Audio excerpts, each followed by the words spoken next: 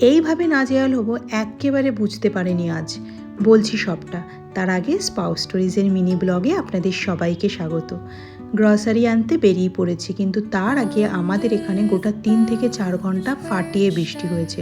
আর সেই বৃষ্টিতে রাস্তায় জমে গেছে জল, আর জল জমে যাওয়াতে বাইক স্কুটি তো স্কিড করছে, কিছু করার নেই। তো অনেক ধীরে ধীরে গাড়ি চালিয়ে আমরা মেট্রোতে পৌঁছেছি।